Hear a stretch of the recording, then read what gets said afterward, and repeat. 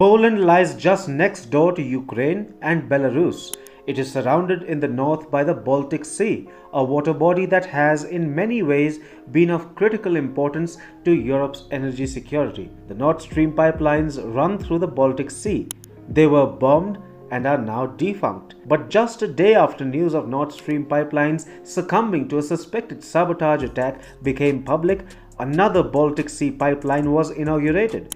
Leaders from Poland, Norway, and Denmark attended a ceremony on September 27th to mark the opening of the new Baltic Pipe. While inaugurating the Baltic Pipe, Polish Prime Minister Mateusz Morawiecki said, and I quote, "The era of Russian domination in the field of gas is coming to an end, the era that was marked by blackmail, threats, and extortion."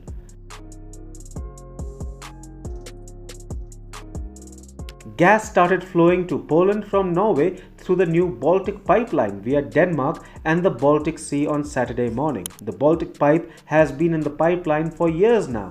You see, Poland has wanted to give up on Russian energy for quite some time now, much before Moscow invaded Ukraine in February. The Baltic pipe will make it possible for Poland to import 10 billion cubic meters of gas annually from Norway. 3 billion cubic meters of gas will now also be available for transportation from Poland to Denmark. The project comes at an estimated cost of 1.6 billion euros. While major investors were Polish and Danish distribution operators Gas System and EnergyNet, the project also received around 267 million euros of EU funding through the Connecting Europe facility. Poland is not the only beneficiary of the pipeline.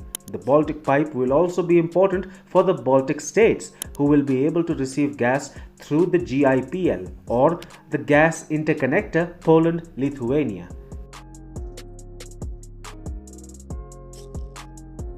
It is not like Europe is not being able to get hold of any gas. The Baltic pipe serves as an example that Europe will eventually be able to figure a way out of its Russian dependence. The only factor working to Europe's disadvantage is that of time.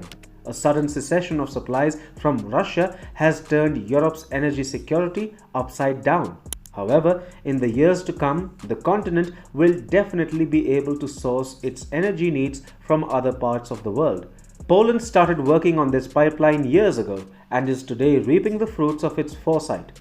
Other European countries were not as wise and therefore not as lucky as Poland is now.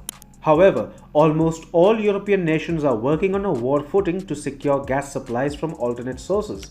In the immediate future, nobody can really match the amount of gas which Russia exported to Europe for years. However, with time, supplies are bound to stabilize unless something catastrophic derails global energy markets. Until then, though, Europe is going to have a hard time. Do you think countries should have decreased dependence on Russian energy years ago?